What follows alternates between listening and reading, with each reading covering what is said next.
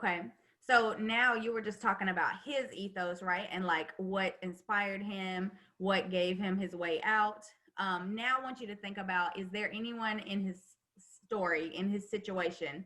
And again, it doesn't have to be by name, but is there anyone now you would question, are they credible? Do they have ethics? Are they honorable in the story that he shared with all of us with the ethos?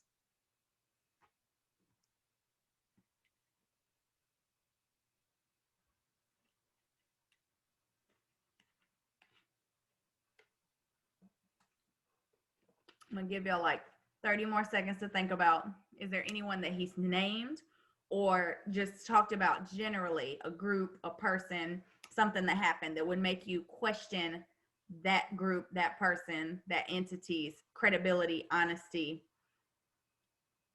in regards to him as a child or as a teenager or as an adult?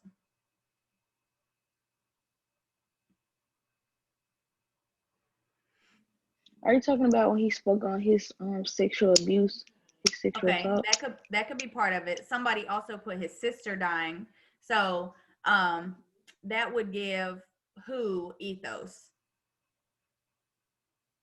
about the sister dying, Shantavia.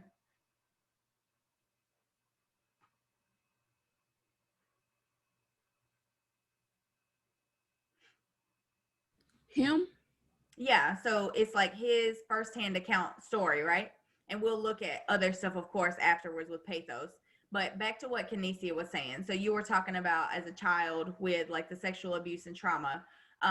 Talk more about that for me.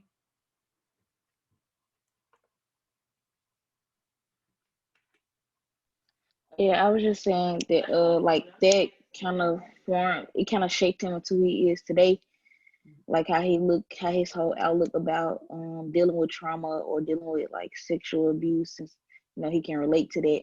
So it's kind of like instead of him letting it like make him into like this evil person or something like that, he used it in a positive manner, like to overcome it, to show that he overcame it, Mm-hmm. and how it has affected him now, or like how his story has made him into who he is today.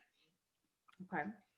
Thank you, Shantavia and Kinesia. Okay, so now I want y'all to switch gears. And now I want you to think about logos. Again, remember, this is going to be a little more difficult, right? But I want you to think about the logic, the facts. I know there's not statistics or maybe numbers that he gave, but I want you to think about like the process of him thinking about this, of him even what we did. Not, it has nothing to do with me, I just filmed it, right? But I want you to think about like talking about your life in this way, the logic, the knowledge, the thought process that you have to go through, right, with logos. So I want you to think about that and think if there's anything you could share about logos that you could pull out or what you wrote in your notes. Um, can I go? Yeah, go ahead, Nia. Okay, okay. I pulled out whenever he was saying that he knew that he had to change his past because of everything that he had been through when he was a child. Mm-hmm. Um, I knew that that was logos because, I mean, that is a fact because he's not gonna like wallow in, be grieving all the time, and he's not gonna get anything done and just sit there and do nothing. Right. He's gonna So have to so actively having that plan, right? start, Like you yeah, said, could the, just sit around, grieve all the time, wallow in sorrow, right? Because what right. are the events that he detailed for us? He didn't say everything, right? But what are things he told us specifically he went through that now he's using as like a path for this journey with Professor X? Denzel, what do you think?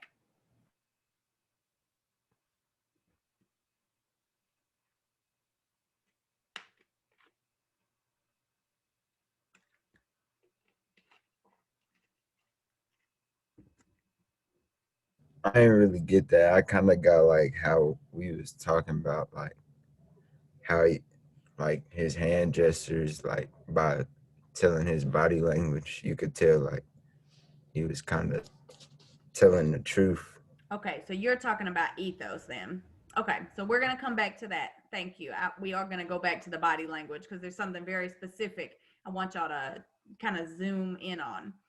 Okay, so let's go and elaborate more upon what Nia was saying either Aaliyah, Ariel, Dorian, or Learius. Can one of you elaborate upon the logos aspect? Think about the step-by-step process of what he shared with us, what he goes through, or what he has been through, right? And his kind of logical knowledge, thought process, how he's processed through that, right? Because we can have passion, we can have emotions, but think of the logic that went behind the journey itself.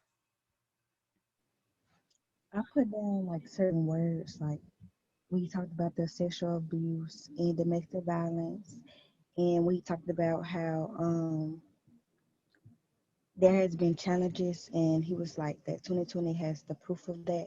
I put stuff like that down for logos. Okay.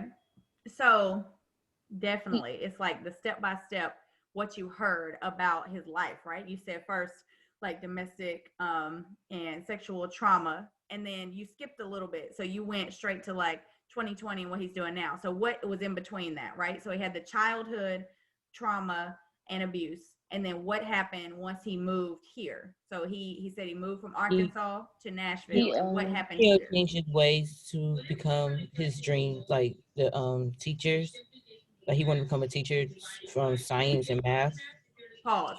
Before becoming the teacher, what happened before that? That then he had to stop doing that goal and then switch to being a teacher and switch the path. Was it One more when time. He went to Vanderbilt to study. Did he say cancer? Yeah, he was gonna at first like learn about like cancer, and then what was another thing he said was like a goal to go to a different college to finish what? you said medical? Was it Meharry Medical School or something? Yeah, Meharry Medical School for dentistry. So that was the path, right? He had logically set out like, I experienced all this trauma, but now I'm going to move to Nashville, go to colleges, achieve this goal. But then something else happened in the middle, right? What else did he say happened once he was here? Multiple things, okay? Who remembers some of the details? Go ahead, Kanisi. What was one? He was homeless. Okay, Like he and went but days. what happened to make him like get to that state?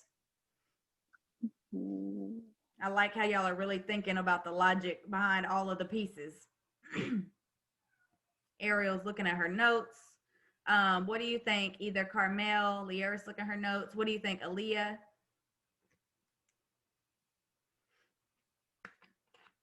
Shantavia, I'm gonna give you a hint. You actually wrote about it earlier in the chat. Not just that one person, but several things similar.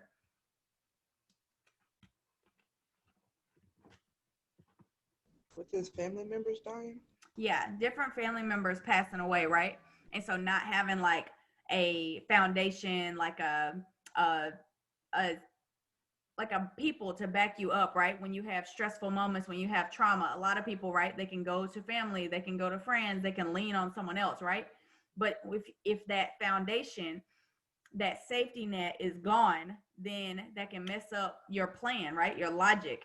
So abuse, trauma, had a goal to go to college, moved to the other state, right? Had two different colleges for different things to study science, but then experienced homelessness because of, right, finances, everything in Nashville's, we know, crazy expensive, right? But then when it's already expensive, you're already stressed, you're already going through it, then to have all this further trauma with death and devastation, right? So then what occurred after that?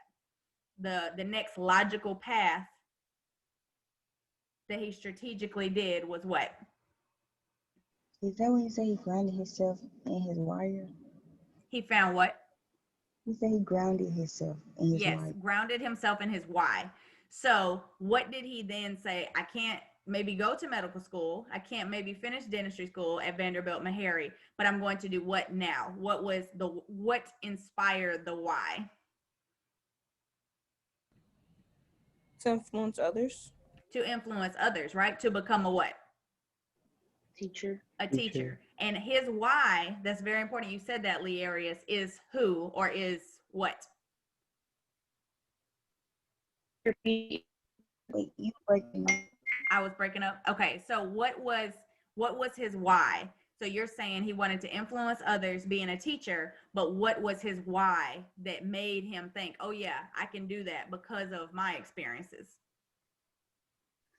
Was it because like he felt like it was a lack of resources for the kids to use? I mean, to kids to have, as far as like someone they could listen to them, or Yes. someone. So you're very much reading into something that he logically thinks. He always talks about being a representative for the Black community as a Black man, but there's one piece that y'all have left out. I want you to think back in your brain. I know we watched it twice and you don't know his story like I do, but think about something that popped up on the screen and someone he mentioned that is his why. His inner self. His self, right? And who remembers his name and what he talks about the name change and things like that?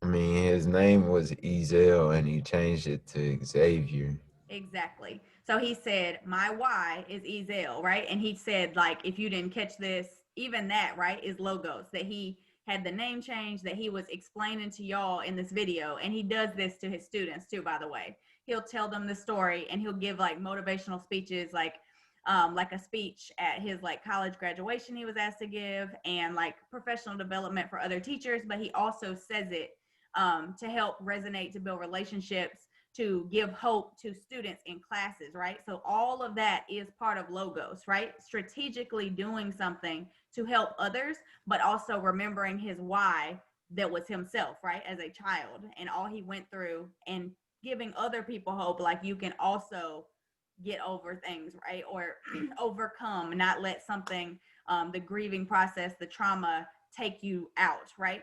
So all of those steps y'all are metacognitively thinking about are logos, right? So now you've thought about ethos. We're going to go back to that though, right? Because Denzel brought up a very good point that I don't want to let slip by. So we've talked about logos now. So now we're going to go back to ethos.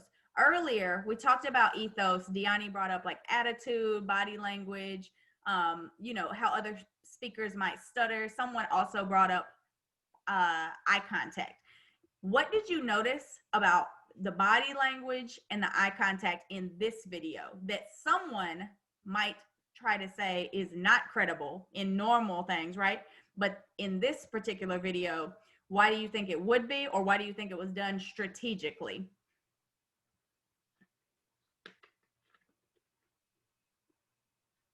Can you repeat that question? Yes. So think about the body language and think about the eye contact in this video.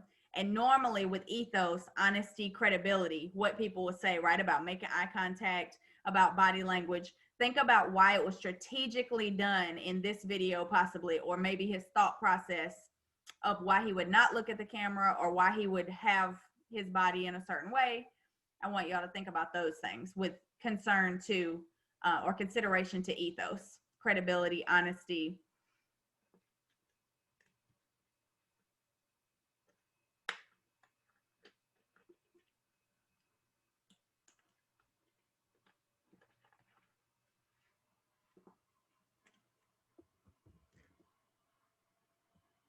Okay, so I'm going to call on, let's go to Aaliyah. What do you think about the body language, eye contact in consideration with this video? With you saying like if people thought it might be tricky to like believe him, I don't know. The way he was sitting like kind of formal and proper, like with his hands, you know how his hands were. It was very believable. I would say that like his story is very much true. I wouldn't believe it wasn't. Okay, so yes, like sitting very like somber, serious. It's almost like you're in like prayer or contemplation, right? Of thinking about your story and going through it, right? And explaining to other people. So now, knowing that piece, think about the eye contact piece and what normally someone might stereotype as dishonest, right? Or as, I don't know if I believe it because they're not looking at me or they're not looking at the camera. Why might he not in this situation look at the camera? Or why might someone in his situation not be able to look you in the eye while telling this? I feel like he was gonna be very emotional when he look us in the eyes. So if he look us in the eyes, it really would touch him in a more deeper place than him not looking. So Yeah. so Yeah, when he it looked might be away, emotional on the pathos part, right? Um, also, when someone is thinking about something, um, and you're contemplating something, sometimes you don't look, right? You're like looking off, thinking about like in the distance or like spiritually or lots of different things, right? With especially with trauma, especially with mental health, especially with thinking about like your life and how you're affecting other people based on what you went through, right? So there's so many layers to this.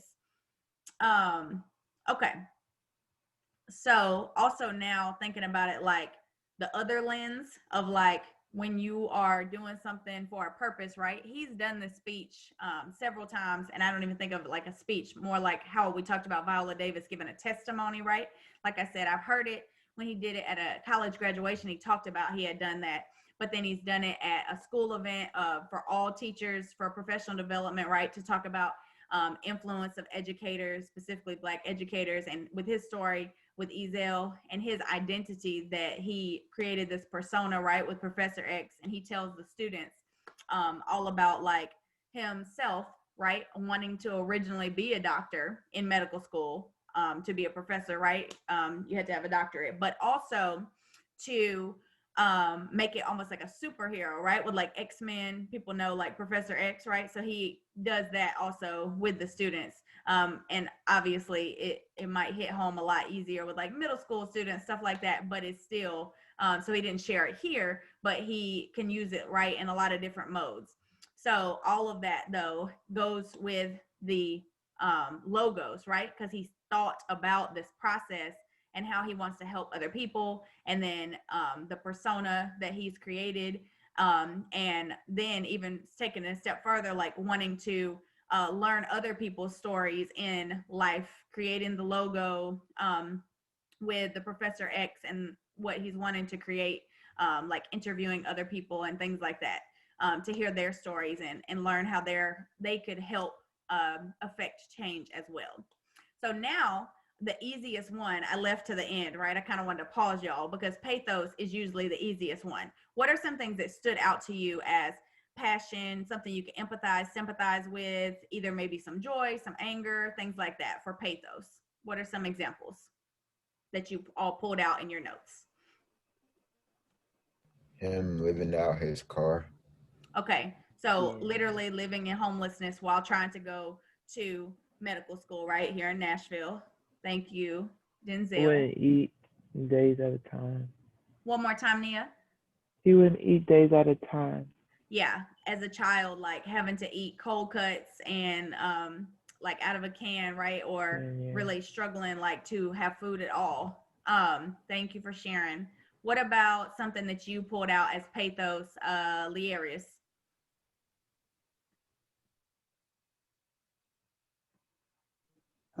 I put when he was like, our wire might not be as painful as his, and then he was like, if your wire isn't enough to carry on, think of him. Right. So like your why, your reason, your motivation might not be, he said, is like heartbreaking as his, but then you can think of him or his right childhood self, Ezel, what he went through, and think about how you might influence in whatever your career is, people like Ezel, right? Or your situation, yourself, or someone that like my why would be like my niece and nephews, right? Um, so even though you might not have gone through something, someone else might have, and you might need to be their beacon of light, or you might need to right think of them to help other people that have gone through similar things to them. Okay, what do you think? Something for pathos. Let's go to Ariel.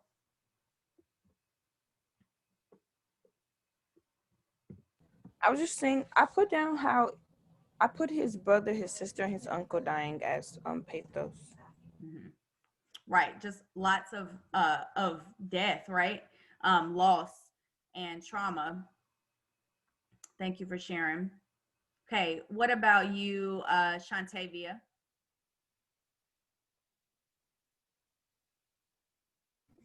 So, only reason I didn't say nothing because they kind of said my answers. So, like, I would say his sister and his brother and stuff dying. That could be like, you know how most people be like, they're the reason why I do this. Yeah.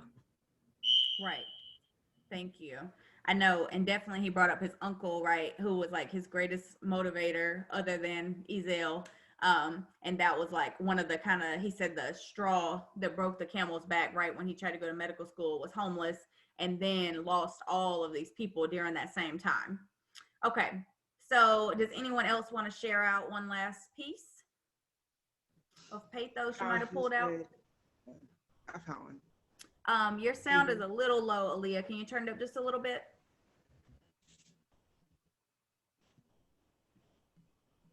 Can you hear me? Yes. How he said he found joy when in education. Mm-hmm. Yes, I like that you pulled that out because I know it is slight, right? There's not a lot in the story, and a lot of the stories we've been reading, because people's stories are deep, right, and complex, and so oftentimes they talk about their tragedy, they talk about the hardships they go through to continue, right, and to push through and to motivate them, right? But you pulled out, and I love that, the joy that he tries to continue to have resonating in his life, to and that's like, again, I know him personally, you don't know him, but like through dance, through music, through inspiring young children. So And okay. he also said that he sees many versions of himself as far as in his students. Yes, I like that you pulled that out. Like literally every classroom, he's like, I see many Ezels, right, in my classrooms. And I know that then that always brings back his why, right? Now he's met many more whys, right, to continue even on the hard days with students. But he always, even on the very difficult days, like what if a student snapped on him? Or what if a student was just acting a mess, you know, doing something in the hallway? He's like, I remember even on those hard days, my why, right? Because sometimes they can be the why, but sometimes if it's not your family or it's not someone that you love, even though you wind up loving students, then he still has to have that in the back of his mind, right? His own himself, Ezel why. Carmel, I saw in the chat, you said, I talked about death and him being at his lowest, but still being able to make things work and overcome everything to be happy in the end. Yes. And again, it's not an end. That's why the video is called Journey, right? And that's why the last picture from that mural is discussing that quote, right? About you're not just like on this to get to some goal and that's it, right? You're always on this life journey. And I think that's definitely part of his and part of what he wants other people to learn and learn from other people, is like life is a journey and you have to continuously help other people be in their lives, be, you know, have that ethos, make sure you're being trustworthy, make sure you're being honest, make sure you're being upfront. And then the logos part of it, right? To continue on this path, regardless of the circumstances that come to you. And then obviously the pathos, having emotions, having joy, having anger, but still living through it, all through whatever you're going through. Okay, so now if you want to look on the calendarized schedule for today, we went over our speech and talked about ethos, logos, pathos. You have a discussion board. Don't look at it now, but I want you to talk about, right, like what you got out of the speech. I know you took notes and stuff on ethos, logos, pathos, but I want you to kind of think about it a different way. I want you to think about like what he said. What is your why? Is it you? Is it a family member? Is it a friend? Is it your former self as a child? What is your why? What keeps you motivated to continue, right, on your path to your goals, to your dreams, to your success? And what's going to help you in those moments when you have trauma, when you have death, when you have sadness, when you have stress, right? What's going to keep you going? And always remember what he said, right? If you don't have one, or one is not strong enough to propel you to future goals, always think of him. But I think all of you have a why, right? Ultimately, we usually all have either ourselves or something or someone that can motivate us. So that's what I want you to talk about in discussion board 8 in light of what we learned from his speech today. Then we are going to go ahead and switch gears. You've probably like, oh my gosh, Miss Hanson, you've been talking about ethos, logos, pathos forever. We had to add it into the end of our last essay as like practice. Then we've talked about so many different texts now, right? With the lady's story about poverty with her family. And then we talked about Viola Davis, right? And now we've talked about Professor X's story. And we've been looking at people from like lots of different backgrounds, right? So that we can get practice with this ethos, logos, pathos. So now you're actually going to use that rhetorical analysis strategies to write your own paper on ethos, logos, pathos, the rhetorical analysis. Okay. So I'm going to go ahead and share my screen and show you the essay assignment. Remember, this one is your second one, and it's about ethos, logos, pathos, the rhetorical analysis. Hopefully it won't be as, I don't want to say traumatic, but as personal, right, as perhaps the narratives were for the first essay in the first unit. Because I know some people were like, can I only share it with you, Ms. Hanson, or can I go to the writing center? I don't really want to do a peer review. For the last 3 essays, unit 2, 3, and 4, it's not going to be as personal. I always want your voice, though, in the forefront. Remember how I did not focus on grammar mechanics in the first paper? I'm not going to not focus on it still. I'm going to continue giving you feedback on that. But I always want you to think about that, like about my mindset about entitlement in America and everyone having to speak English in a certain way. That's not my focus. Your focus should continue to be your true voice.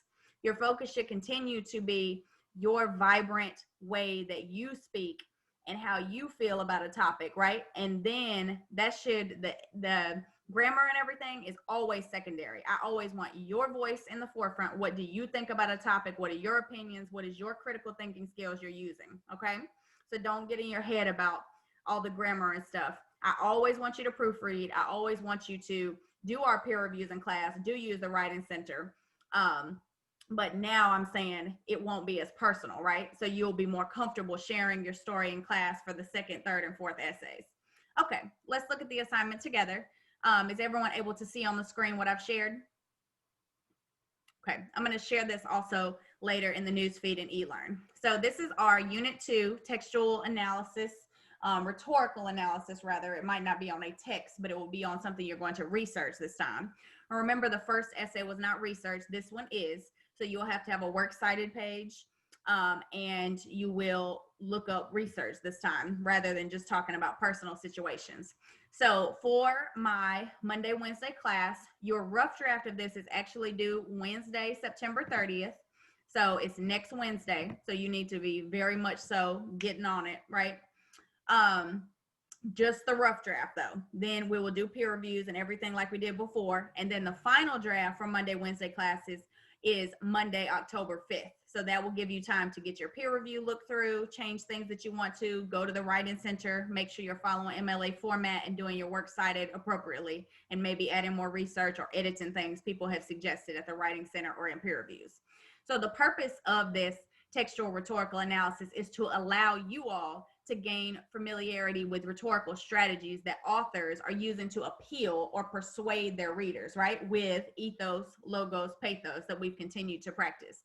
So in order to do that, you're going to have to shift your focus from critiquing someone's argument to analyzing the way, right, that the author is actually doing it. So think about what we just did by looking at Professor X's speech. You literally analyzed what he was saying, how he was influencing, right, or persuading us with his credibility ethos, with his logos, the logic, and with the pathos, the passion, the emotion that was put in it.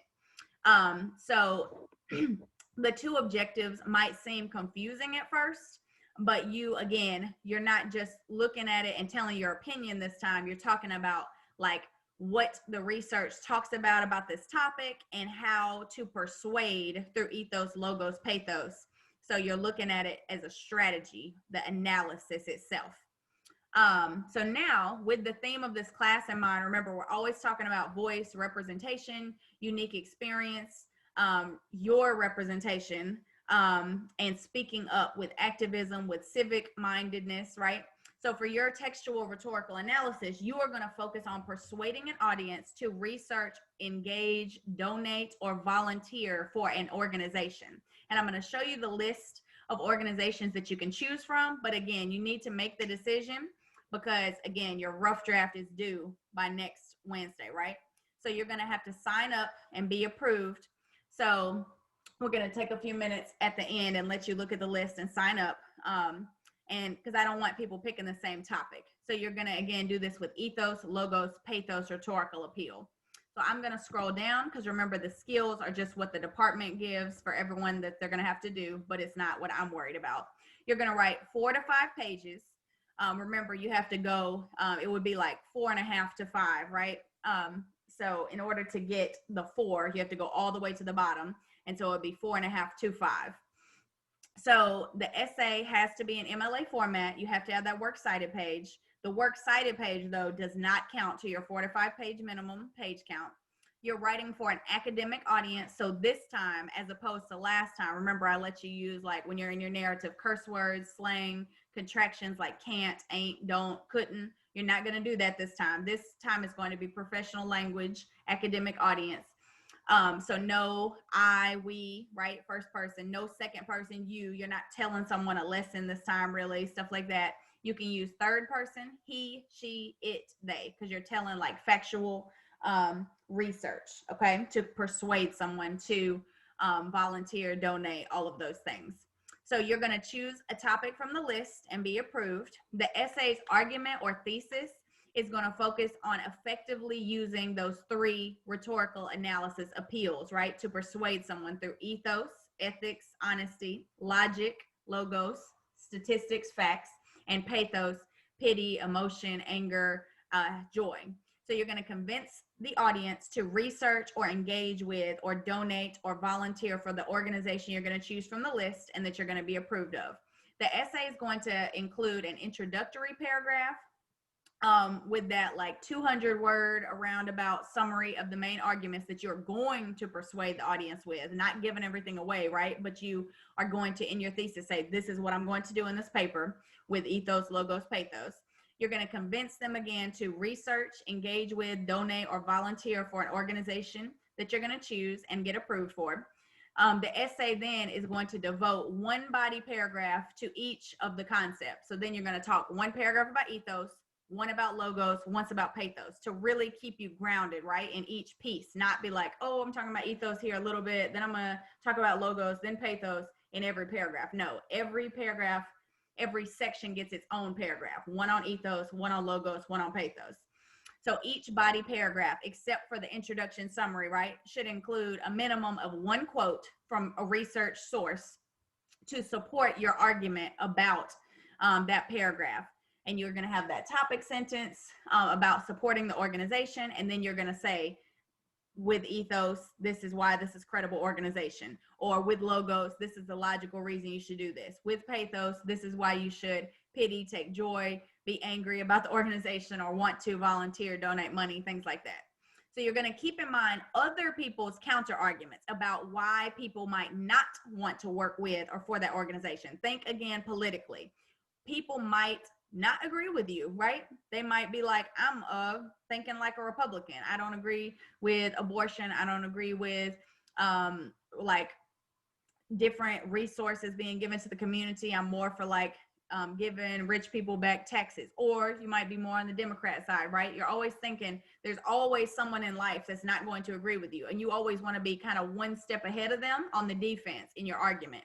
So like you might say something like, I know certain people might believe such and such about this organization, right? Because you want to make sure you are aware of that so that you can speak to that and then kind of take down their argument with yours, saying, but I think that the ethos behind this, why you think it's credible is this, or I think it is logical because of this, or I think you should have pathos, take pity, joy, anger because of this for the organization.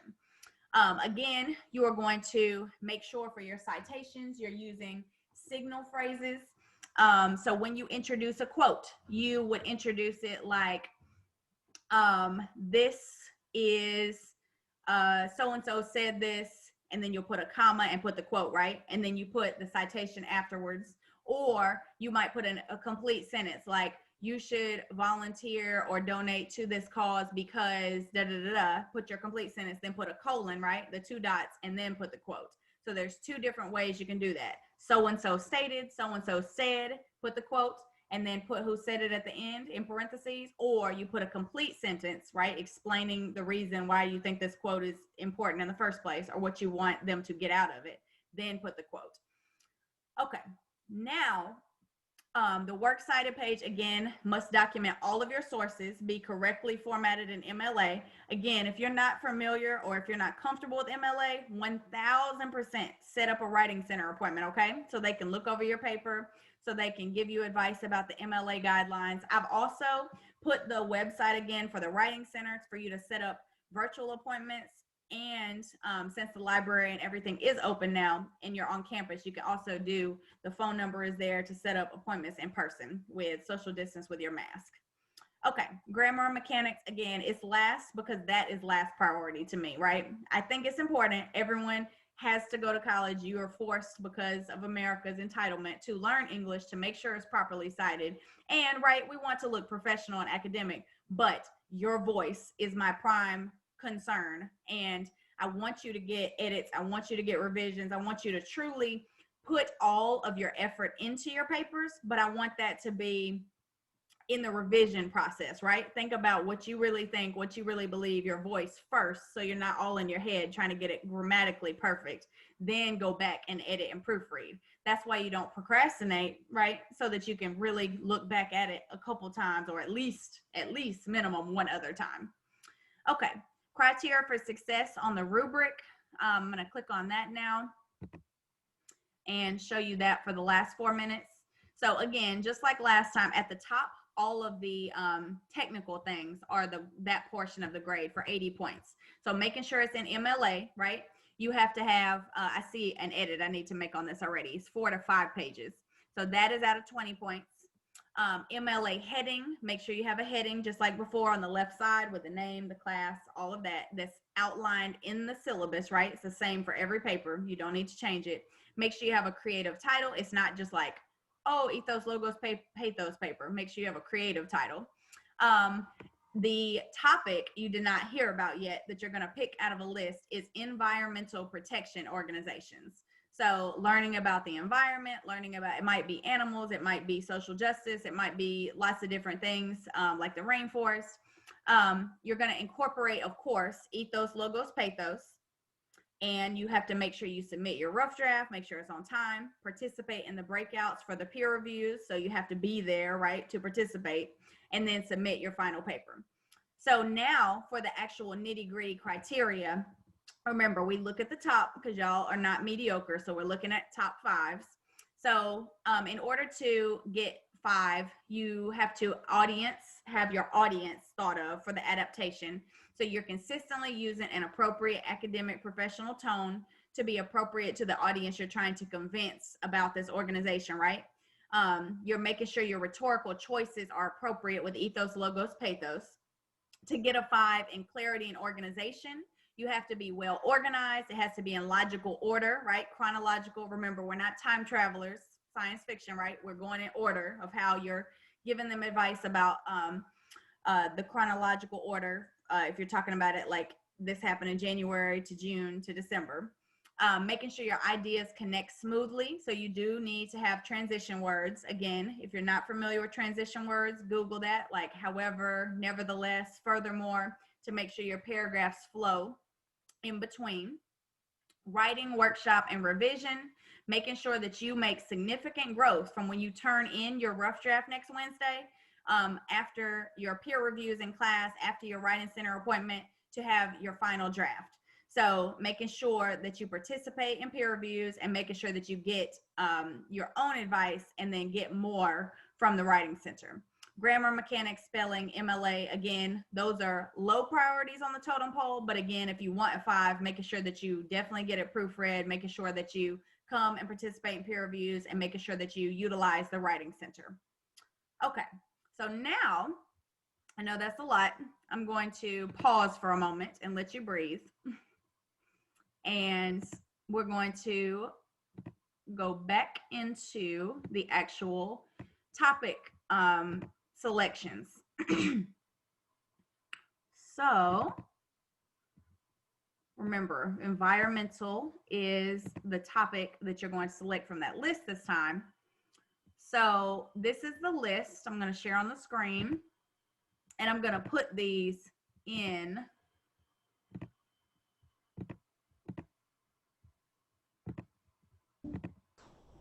Okay. So some of it you might have never heard about, and that's totally fine. I'm encouraging you to pick something that you have not heard about.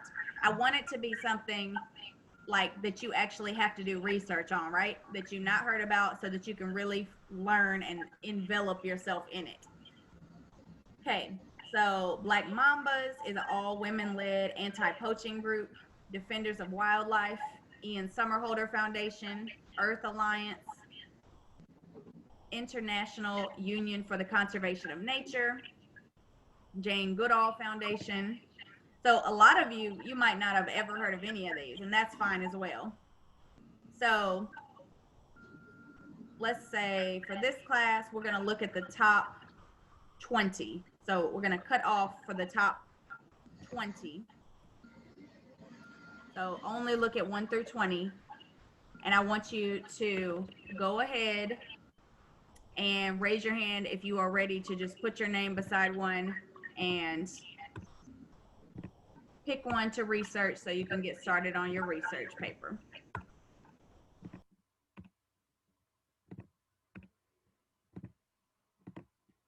I'll take number 9. Number 9. Thank you, Denzel. So he's going to do gorilla doctors. I'll take 10. Was that Aaliyah? No. Okay. Who was that? I had said number 10. Yeah. Number 10. And who was it again? Carmel said she take number 1. Okay. Carmel's got number 1. Who said they wanted number 10? Lee Arias. Lee Arias. Thank you. Aaliyah wants 16. I'll take. Number 15. Oh, hang on just a second. So let's put it in the chat. Put your name and put the number that you want. And then I'll go back and add it in there afterwards, right? Just to save everybody unmuting at the same time. Technical issues of 2020.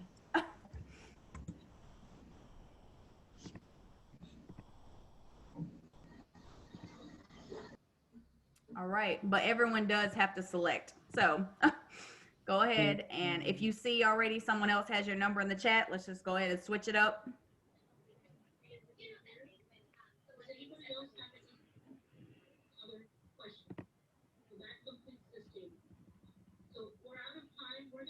Okay, so if you have not made your selection yet, go ahead and do so. Put it in the chat.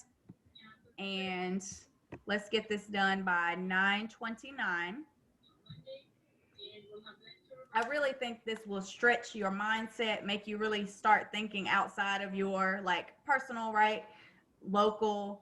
A lot of these things are global organizations. So it really will put you in a mindset to think of other things other than now we focus on narrative and self, right? So now we're thinking globally how we can impact the world with either animals, like global warming, eco, anything. All right. Does anyone have no idea and you cannot make a selection? You're just not a great decision maker and need me to be like, you got this number.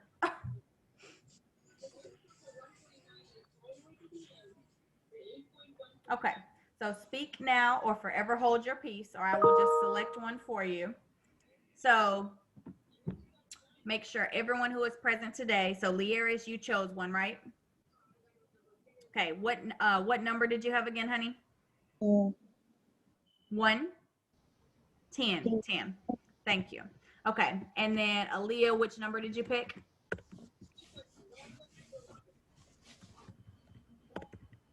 16. 16. Great. Ariel, which number did you pick? 2. 2. Thank you. Let's see. Dorian, what number did you pick? 15. Okay. Deani, what number did you pick? Oh no, I didn't even pick one. I'll do 8. 8. Okay. General, what number did you pick? Can I do number 12? No. Okay. Are y'all battling? Oh, you want to do it? Oh, you can do it. I'll do number 7. Thank you so much for the flexibility, y'all. Look at that. But I am happy somebody's passionate. No. Okay, who screamed out no? Who wants number 12? Shantae. That was Shantavia. Mm-hmm. Okay, thank you. All right, so we got Deani, we got Dorian, we got Kinesia. Kinesia, what number did you have? I was doing 8, but I 8. guess somebody already have Oh, that. It looks okay. like I had sent it in the chat. I'm sorry. Okay, does anyone want to switch up or? Oh, I couldn't do. So World Wildlife, you could, well, Ariel got the other one, Defenders of Wildlife. Let's see. Pandas, birds, four paws, American birds, sea turtle, koalas, wildcats. I wanted 14. Okay, 14 is who? Nia. Who is it? Nia? Nia, yes, Okay. ma'am. All right, Kinesia, do you see anything else of interest? Oh, actually, Kinesia, if you want to go down, I will make it an exception for you because someone took your wildlife one. Do you want to do the Australia Zoo Wildlife Warriors? Yeah, I can do that. Okay, do you know who that is? I'm No, gonna but nerd out for a second. Do you remember who Steve Irwin was, the crocodile hunter?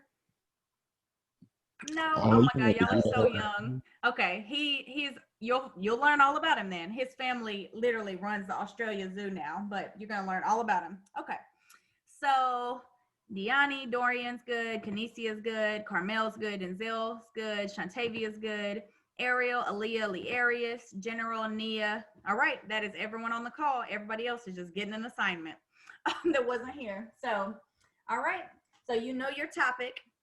I'm going to go ahead and share this document.